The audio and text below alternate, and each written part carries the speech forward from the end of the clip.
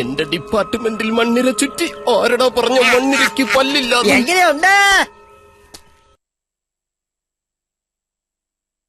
ഒരു SI-യാണ് നിങ്ങൾ ഈ മണ്ണിനടിയിൽ കുഴിച്ചിട്ടേക്കുന്നത്. DGP വരെ ഞാൻ കുടിച്ചിട്ടുണ്ട്.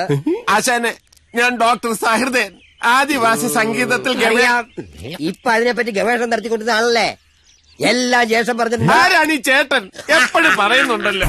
ജ്യേഷ്ഠനെ പോലെ തിരിച്ചറിയാൻ പറ്റാണ്ടായി. ഇതിന്റെ പ്രത്യാഘാതം ഭയങ്കരമായിരിക്കും കളവാ. അതെ, അസുഖം ഭേദാവുമ്പോ നിങ്ങൾക്ക് എല്ലാം മനസ്സിലാവും.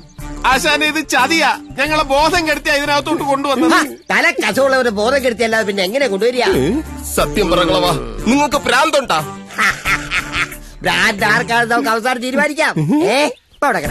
എന്റെ മുതുകത്രയും കടിക്കുന്നുണ്ട്, ഒന്ന് ചൊറിഞ്ഞു തരൂ.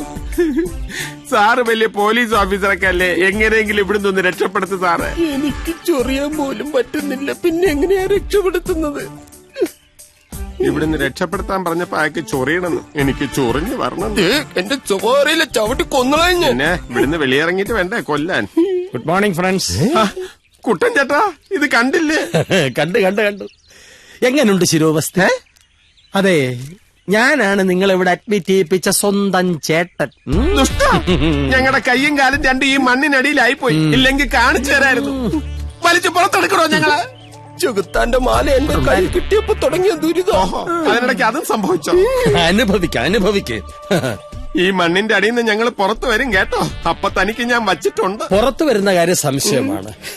കുറെ കാലമായി ഞാൻ ഫുട്ബോളുകൾ കണ്ടിട്ട് ഒരു പോസ്റ്റിൽ ഇരട്ട ഗോള് വീഴുത എനിക്കൊന്ന് കാണണം. ഇയാൾ എന്ത് ചെയ്യാൻ പോകണല്ലേ? ദേ, 2 പന്ത്, 2ഉം ഗോളാക്കണം. ബാക്ക് ഷോട്ട് വേണ, ട്രിപ്പിൾ ഷോട്ട് വേണ? അങ്ങേക്ക് ഇഷ്ടമുള്ള ഷോട്ട് അയക്കട്ടെ. അനുഭവിക്കടാ.